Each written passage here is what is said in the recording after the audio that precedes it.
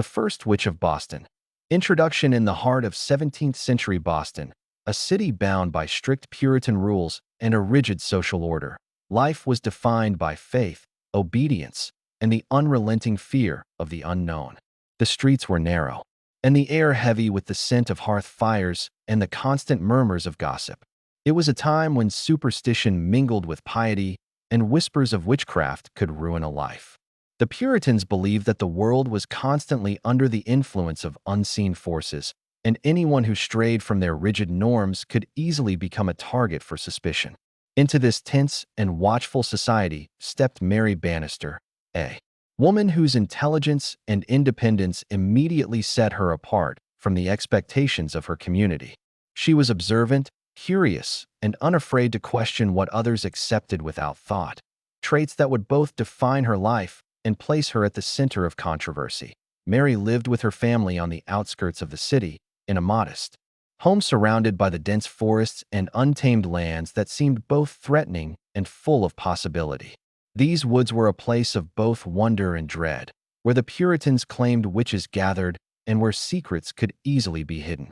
Mary's connection to the natural world and her willingness to explore its mysteries gave her insights that others lacked. Yet this same curiosity was dangerous in a society that demanded conformity and punished deviation. Her parents, practical and cautious, often warned her against wandering too far or engaging with those who lived on the fringes of society. But Mary's independent spirit was impossible to restrain. The tension of Boston society was palpable, as every household kept an eye on its neighbors, and every rumor had the potential to escalate into accusation. Among the city's population, a small but growing number of women had already been rumored to practice witchcraft, and fear had begun to fester. It was a world where a single misstep could lead to public shaming, imprisonment, or even death. Within this climate, Mary Bannister's life was about to intersect with forces far beyond her control. Her intelligence, her daring, and her insistence on uncovering truths that others ignored would mark her as extraordinary and dangerous. The initial conflict of the story begins with Mary's subtle defiance of the community's rigid rules, her private experiments with herbs and remedies, and her quiet questioning of the sermons that dictated daily life.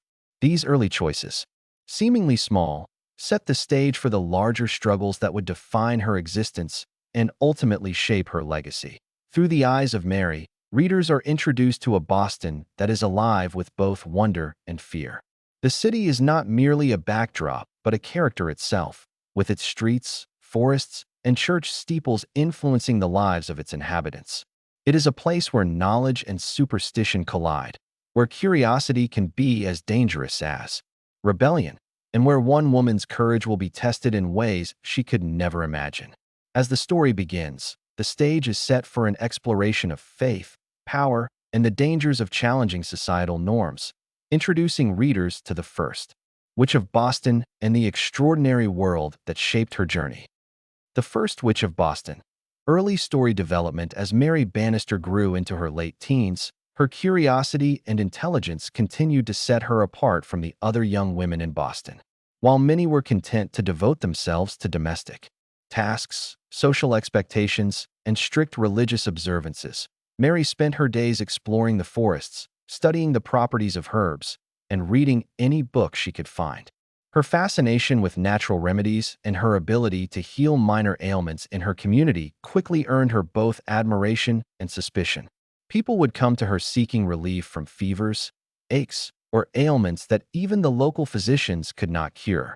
Her skill brought gratitude from some, but envy and distrust from others, planting the first seeds of tension that would follow her throughout her life. Mary's motivations were rooted in a desire to understand the world beyond the confines of Boston's rigid rules. She questioned why the elders accepted some knowledge while dismissing other truths, and she often pondered the boundaries between science, faith, and superstition. These questions were not merely academic. They influenced her actions and led her to experiment carefully with remedies, to observe natural phenomena, and to form connections with people who existed outside the tightly controlled Puritan society. Among these connections was a small group of women who, like Mary, were intelligent, independent, and aware of the power of knowledge that lay beyond the reach of men in the community. Together, they shared secrets about herbs, healing, and the natural world, forming a subtle network that both nurtured Mary's growth and increased the scrutiny she faced from others. The rising tension in Boston was fueled by fear of witchcraft, fueled by strict religious beliefs and a society eager to maintain control.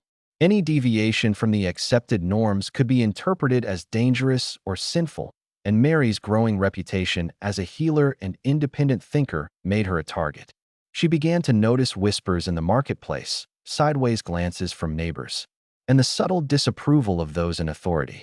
These early events, though minor on the surface, were the first signs of the larger conflicts to come. Mary was forced to navigate a delicate balance between pursuing her passions and maintaining her safety, a challenge that required intelligence, courage, and foresight. Alongside these external pressures, Mary's internal struggles shaped her. Early development. She wrestled with the fear of being misunderstood, the tension between curiosity and caution, and the longing to live authentically in a society that demanded conformity. Her interactions with her family were layered with complexity, as she loved and respected them, but also chafed under their attempts to constrain her. Her parents, while supportive in some ways, could not fully comprehend the depth of her curiosity or the strength of her independent spirit. These family dynamics added another layer of tension, forcing Mary to learn resilience, discretion, and strategic thinking. Early events that propelled the story forward included Mary's first public acts of defiance, such as using her remedies openly in town, questioning sermons during church gatherings, and forming friendships with those considered outsiders or even suspicious by the Puritan community. Each action, while small, increased the stakes and foreshadowed the larger accusations and challenges that would come. The narrative captures the intricate dance between fear and fascination, highlighting how Mary's brilliance and courage began to disrupt the social equilibrium of Boston. It is in this period that readers witness the slow but inevitable rise of conflict, where knowledge and power collide with superstition and fear, setting the stage for Mary Bannister's extraordinary journey and the legendary status she would eventually attain. Through these early developments, the story emphasizes the duality of Mary's life, the promise of discovery and empowerment on one hand, and the looming threat of suspicion and danger on the other. The rising tensions, fueled by her growing reputation, the community's fear of the unknown, and her own daring, create a rich and immersive narrative. Readers are drawn into a Boston that is alive with uncertainty and intrigue, where every choice carries weight, and where Mary Bannister must navigate the delicate line between survival and fulfillment. The early story development not only shapes Mary's character but also sets a compelling pace for the unfolding drama, making listeners eager to follow her path as the First Witch of Boston. The First Witch of Boston, middle plot and key twists as Mary Bannister matured. The quiet tensions surrounding her grew into a maelstrom of suspicion, fear, and intrigue. Her reputation as a healer and a woman of knowledge had spread beyond her immediate community, attracting the attention of both admirers and detractors. While many sought her guidance for their ailments, others whispered behind closed doors, questioning the source of her abilities. It was during this period that Mary began to realize the full weight of the society in which she lived, a society quick to judge, slow to forgive, and deeply fearful of anything it could not understand. The middle section of the story is marked by a series of events that both challenge Mary's intellect and test her courage. She encounters new characters who play pivotal roles in shaping her destiny. Among them is a scholar from the city, intrigued by Mary's knowledge of herbs and natural remedies, who begins to mentor her in the ways of observation, documentation, and experimentation. This mentorship exposes Mary to a broader understanding of science and philosophy, expanding her worldview and reinforcing her belief that knowledge is power. However, it also deepens the divide between her and the more rigid members of Boston society, who see her education and curiosity as threatening at the same time. Hidden secrets emerge that complicate Mary's life. She discovers that certain families in Boston have quietly dabbled in practices considered taboo, from herbalism to divination, and she begins to piece together a network of women who, like herself, operate on the fringes of the community. This secret knowledge becomes both a source of strength and a dangerous liability. Mary must navigate the delicate task of protecting these women while ensuring her own survival.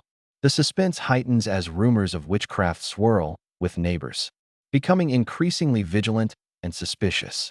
Simple actions, such as gathering herbs in the forest or experimenting with remedies in private, become perilous, and Mary must constantly weigh her desires against the threat of exposure. Several key twists define this portion of the narrative. Mary uncovers evidence of betrayals among those she once trusted, realizing that jealousy, fear, and ambition can be as dangerous as overt accusations of witchcraft. One of her closest confidants is revealed to be reporting her activities to influential figures in the town, creating a sense of paranoia that permeates her daily life.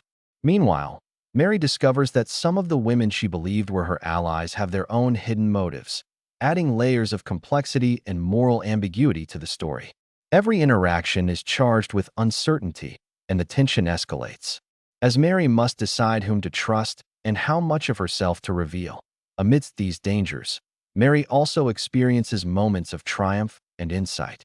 Her experiments with herbs and natural remedies achieve remarkable success, saving lives and earning her the admiration of those who are willing to see her abilities as a gift rather than a threat. These victories, however, only intensify the scrutiny from the fearful and jealous members of the community. The narrative skillfully alternates between suspenseful confrontations and quieter, reflective moments in which Mary contemplates the broader implications of her actions. Readers are drawn into a world where knowledge, power, and perception intersect, creating a rich tapestry of intrigue that sustains engagement and heightens anticipation for what is to come. The middle plot also introduces moral and ethical dilemmas that challenge Mary's character.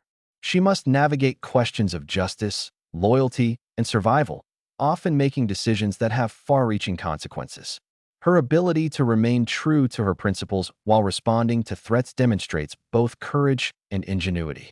At the same time, the fear of false accusations, imprisonment, or social exile is a constant shadow, shaping her behavior and heightening the suspense. The key twists and revelations in this section keep listeners on edge, as every new development reshapes the stakes and deepens the complexity of Mary's journey to be why the conclusion of the middle section. Mary Bannister is no longer merely a curious young woman exploring the mysteries of the world. She has become a figure of significant influence, both feared and respected, whose knowledge and actions have set in motion events that will define the rest of her life. Secrets have been revealed, alliances tested, and the danger of exposure looms larger than ever. The story's tension reaches a fever pitch, making the eventual climax all the more compelling and ensuring that listeners remain captivated by the unfolding drama of The First Witch of Boston. The First Witch of Boston, climax and conflict. As the story approaches its climax, Mary Bannister's life becomes increasingly perilous, and the simmering tensions that have defined her journey erupt into open confrontation. The whispers of suspicion that once lingered in the background now take center stage, as influential members of Boston begin to scrutinize her every action. Her reputation as a healer and independent thinker, once admired by some, becomes a source of fear and resentment for others. The city's rigid social order and the pervasive influence of religious authorities converge to create a situation in which Mary's survival is no longer guaranteed. The turning point arrives when Mary's private experiments and associations with other unconventional women are discovered by members of the town council. What had once been discreet acts of curiosity and study are now framed as evidence of witchcraft, a charge that carries the gravest consequences in Boston's Puritan society. The atmosphere is charged with fear and moral panic, and Mary finds herself at the center of accusations that threaten not only her freedom but her very life. The narrative captures the tension with meticulous detail, describing the town meetings, the whispers in crowded streets, and the increasingly hostile glances from neighbors. Each scene heightens the emotional stakes, immersing listeners in the urgency and danger of Mary's predicament. That Mary's internal conflict mirrors the external threats. She must navigate a treacherous landscape in which trust is scarce and betrayal is possible at every turn.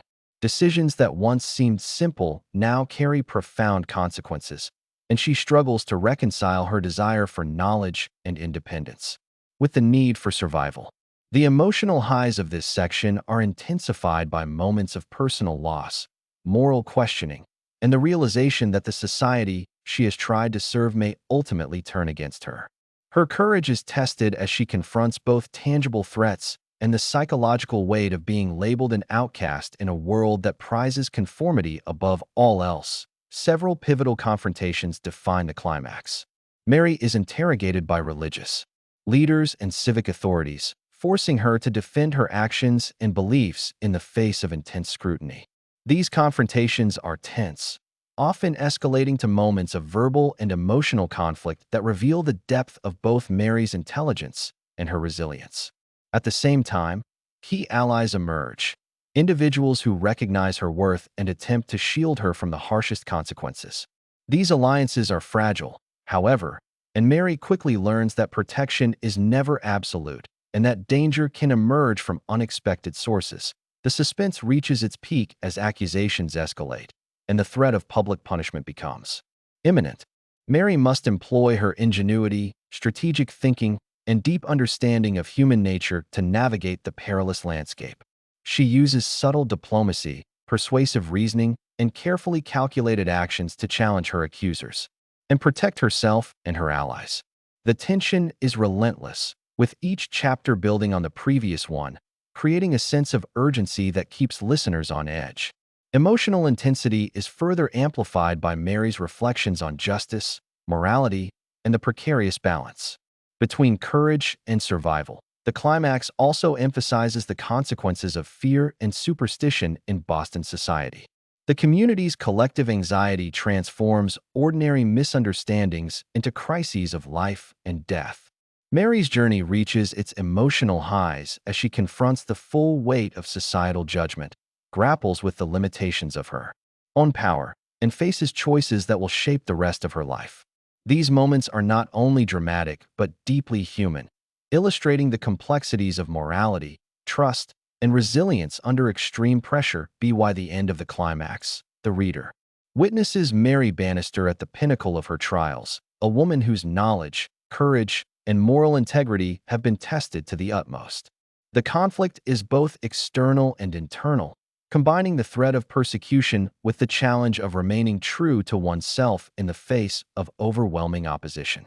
The story's turning points are meticulously crafted, creating a narrative tension that is both compelling and emotionally resonant, ensuring that listeners are fully invested in Mary's fate and eager to learn how her extraordinary journey concludes.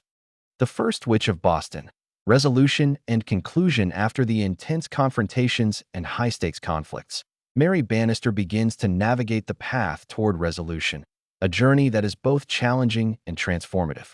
The forces that have threatened her, accusations, suspicion, and societal pressure, do not vanish instantly, but Mary's intelligence, courage, and strategic thinking allow her to turn the tide in her favor.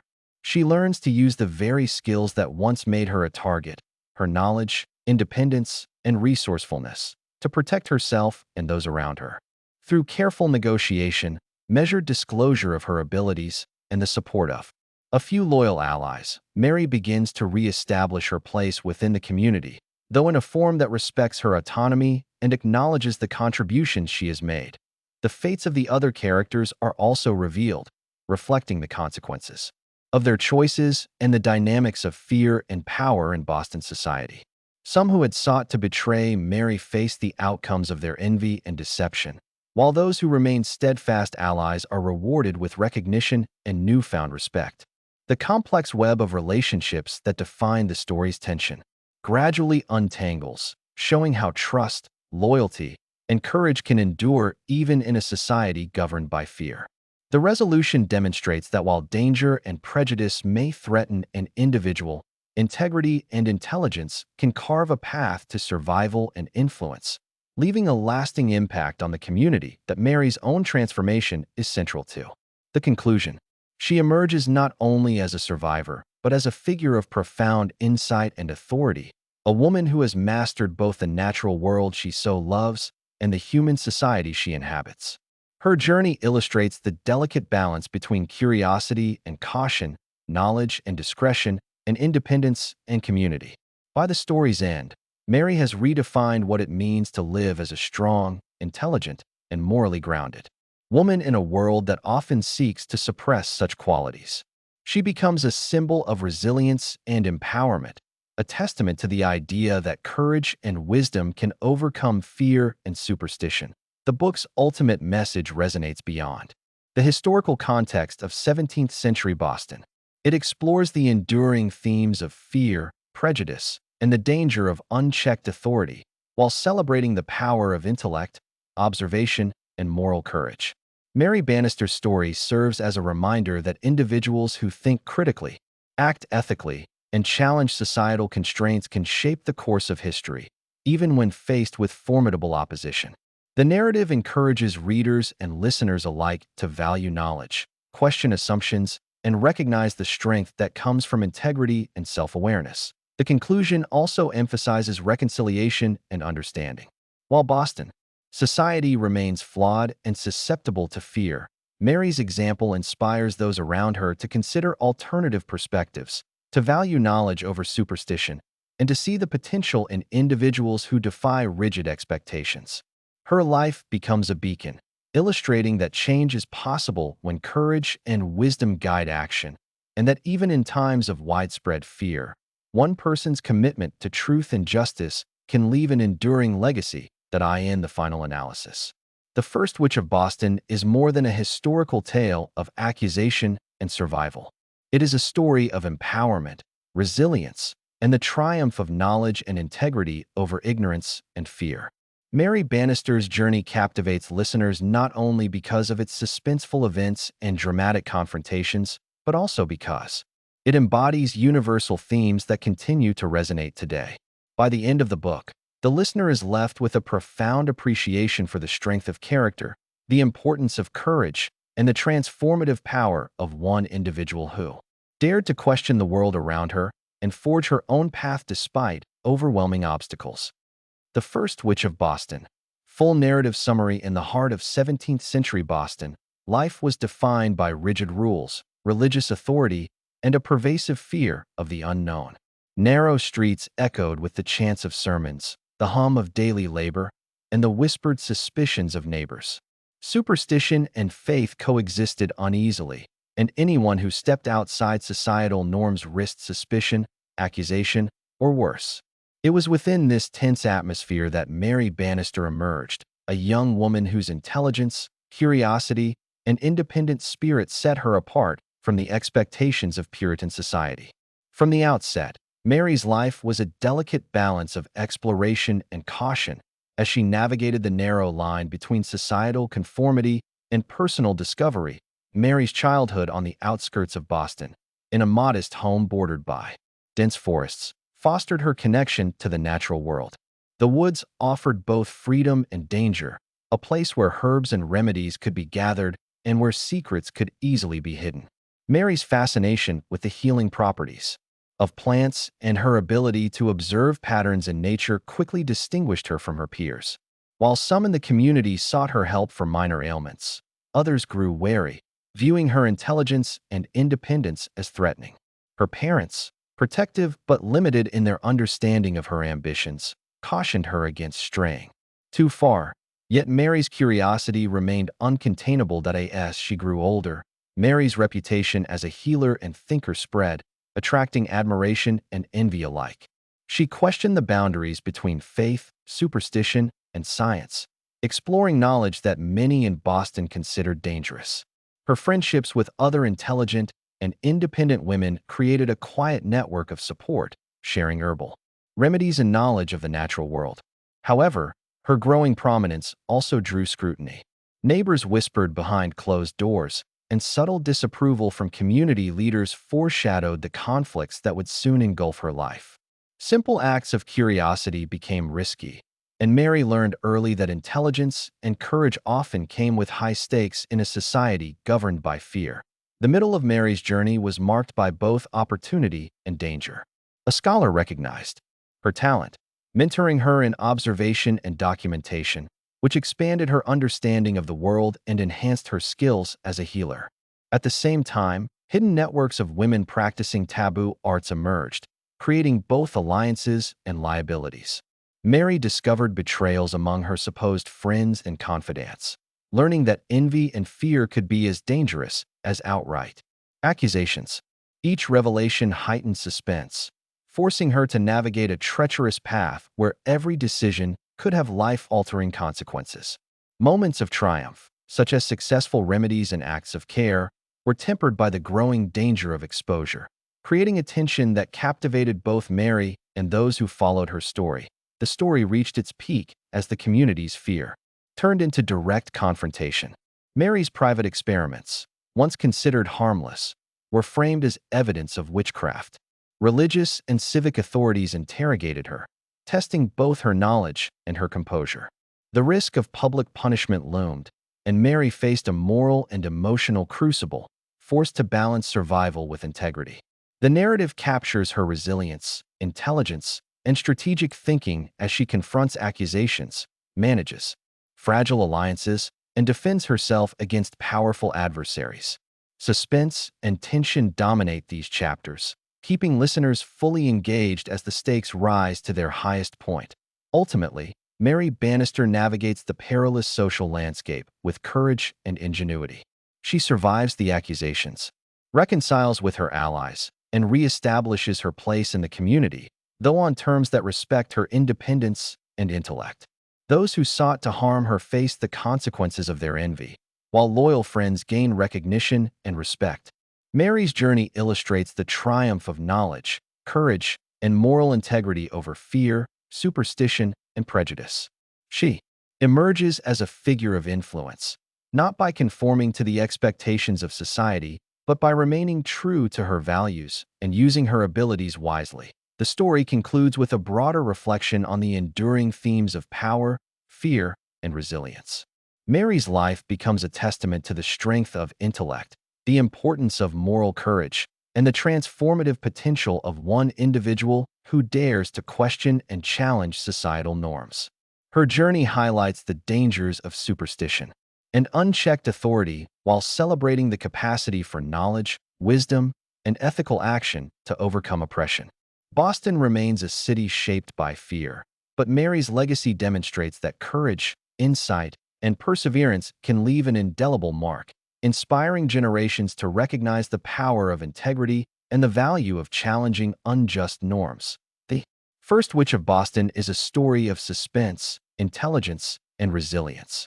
It is a tale of a woman who navigates a society ruled by fear, survives challenges that would overwhelm many, and emerges as a symbol of courage and wisdom. For listeners, Mary Bannister's journey offers both a gripping historical drama and a timeless lesson about the power of knowledge, the necessity of moral courage, and the enduring impact of one person who refuses to be silenced. The narrative seamlessly blends historical context, character development, suspenseful plot twists, and profound reflection, creating an audiobook experience that captivates from the first page to the last.